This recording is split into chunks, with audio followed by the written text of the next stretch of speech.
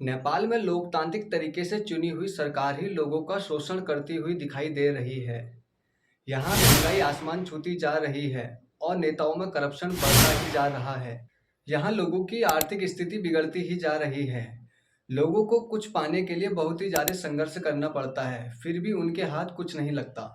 वहीं दूसरी तरफ नेताओं के बच्चे पढ़ने के लिए विदेश में जाते हैं और अपनी लग्जरी लाइफ को सोशल मीडिया पर दिखाते हैं, जहां लग्जरी कार, फैशनेबल कपड़े और बड़े बड़े ब्रांड के साथ अपनी इमेज को अपलोड करते हैं सोशल मीडिया पर।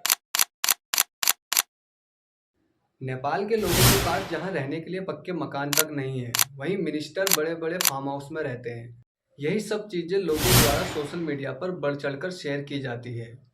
सोशल मीडिया पर एक नया शब्द ट्रेंड करने लगता है, नेपो किड्स, नेपो बेबी। इन्हीं वीडियो को लोगों द्वारा सोशल मीडिया पर एक कंपैरिजन के जरिए दिखाया जाता है, जहां एक तरफ नेताओं के बच्चे हैं जो जन्म से ही आर्थिक और सामाजिक फायदे मिलते हैं, वहीं दूसरी तरफ आम लोगों को बहुत ही ज्यादा संघर्ष करना पड़ता है किसी चीज के लिए।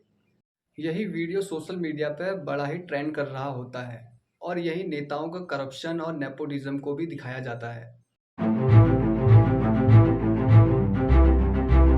इन्हीं वीडियो को देखकर नेपाल सरकार सोशल मीडिया को कंट्रोल करने के बारे में सोचती है। अगस्त के समय नेपाल के मिनिस्ट्री ऑफ कम्युनिकेशन ने सभी सोशल मीडिया प्लेटफॉर्मों को यह नोटिस दिया था कि वो गवर्नमेंट अथॉरिटीज के अंदर 7 दिन के अंदर रजिस्ट्रेशन करा लें, नहीं तो बैन कर दिए जाओगे। ये ऑर्डर आया था पिछले साल ही सुप्रीम कोर्ट ऑर्डर के बाद, जहां टिकटॉक को बैन कर दिया था। टिकटॉक को तभी रिस्टोर किया गया जब उनने गवर्नमेंट अथॉरिटीज के अंदर रजिस्ट्रेशन किया। पर यहाँ सिचुएशन ऐसी नहीं थी। 3 सितंबर की तारीख आती है जहाँ 26 प्लेटफॉर्मों ने रजिस्ट्रेशन नहीं किया था, जिसमें कुछ बड़े सोशल मीडिया प्लेटफॉर्म भी शामिल थे, जैसे कि ट्विटर, फेसबुक और यूट्यूब और व्हाट्सएप। इन सभी सोशल मीडिया प्लेटफॉर्मों को मिलाकर 26 प्लेटफॉर्मों को नेपाल में बैन कर दिया जाता है। बैन करने के जवाब में नेपाल सरकार बताती है कि इन सोशल मीडिया प्लेटफॉर्मों ने गवर्नमेंट अथॉरिटीज के अंदर रजिस्ट्रेशन नहीं किया था, इसलिए इन्हें बैन कर दिया गया है। इस सोशल मीडिया बैन की खबरें टिकटॉक पर वायरल होती है तो उसी में लोग कहते हैं कि यह सरकार की एक साजिश है लोगों की आवाज दबाने के लिए। तभी टिकटॉक में लोगों द्वारा एक पोस्ट डालकर एक शांतिपूर्ण प्रोटेस्ट की मांग की जाती है, जिसका नाम दिया जाता है जेनजी प्रोटेस्ट, क्योंकि ये प्रोटेस्ट जेनजीस के द्वारा ही किया जाना था। अगर आपको नहीं पता कि जेनजीस होते क्या हैं तो मैं आपको बता दूं, जेनजीस उस जनरेशन को कहते हैं जो 1995 से लेकर 2010 के बीच हुई है। और ये वही जनरेशन है जिसे हमेशा से कहा जाता है कि कोई भी काम तुमसे नहीं हो पाएगा। लेकिन इसी जनरेशन ने, जेनजीस ने नेपाल सरकार को गिरने पर मजबूर कर दिया। जेनजीस द्वारा प्रोटेस्ट की मांग को लेकर हामी नेपाल एनजीओ के अध्यक्ष सुदन गुरुङ, जो कि खुद एक जेनजीस नहीं है, वह भी सोशल मीडिया पर पोस्ट डालकर लोगों को जागरूक करते हैं और प्रोटेस्ट की तारीख और जगह डिसाइड करके लोगों को वहां पे आने के लिए कहते हैं। काठमांडू के मेयर भी इस प्रोटेस्ट को अपना पूरा समर्थन देते हैं। 8 सितंबर को सोशल मीडिया पर तय की गई तारीख और जगह काठमांडू में स्थित मालती घर मंदिर में लोग हजारों की संख्या में प्रोटेस्ट करने के लिए आते हैं। प्रोटेस्ट करने आए हुए जेनजीस ज्यादातर स्कूल और कॉलेज की ड्रेस में होते हैं। इनके हाथों में प्ले कार्ड और सरकार के विरुद्ध नारेबाजी करते हुए पार्लियामेंट की ओर जाते हैं। पुलिस प्रोटेस्ट कर रहे युवाओं को रोकने के लिए पार्लियामेंट के आगे बैरिकेड तक लगा देती है, लेकिन प्रोटेस्ट कर रहे युवा हाथ उठाकर उन्हें यह बताना चाहते हैं कि हमारे हाथ में ना ही कोई हथियार है, हम एक शांतिपूर्ण प्रोटेस्ट कर रहे हैं। जैसे ही प्रोटेस्ट कर रहे युवा पार्लियामेंट की ओर बढ़ रहे होते हैं, तभी पुलिस उन पर आंसू गैस, वाटर कैनन और रबड़ की गोलियां चला देती है। इससे भीड़ में अफरा तफरी मच जाती है और प्रोटेस्ट कर रहे युवा बैरिकेड तोड़कर पार्लियामेंट के अंदर घुस जाते हैं, जिससे पुलिस भीड़ को काबू करने के लिए उन पर असली गोलियां तक चला देती है, जिसमें 19 लोग मारे जाते हैं, जिसमें से एक 12 साल का बच्चा भी था।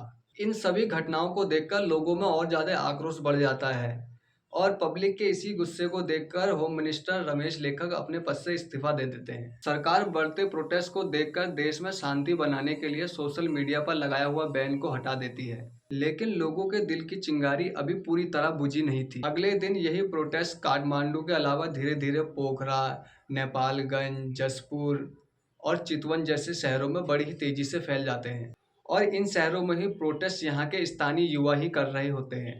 जो प्रोटेस्ट सोशल मीडिया बैन को लेकर हुए थे, अब वही प्रोटेस्ट करप्शन, नेपोटिज्म और बेरोजगारी को लेकर हो रहे हैं। और इन प्रोटेस्ट में नेताओं के घरों को ही निशाना बनाया गया, जहां नेताओं के घरों को पूरी तरह आग लगाकर उनके खिलाफ ही नारेबाजी की गई।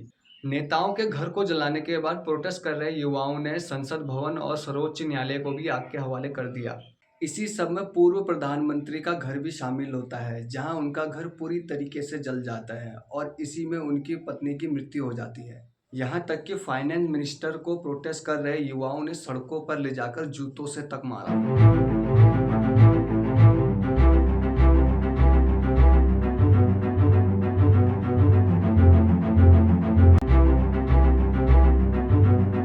प्रोटेस्ट कर रहे युवा उन संपत्ति को ही निशाना बनाते हैं जो सरकार से जुड़ी हुई थी।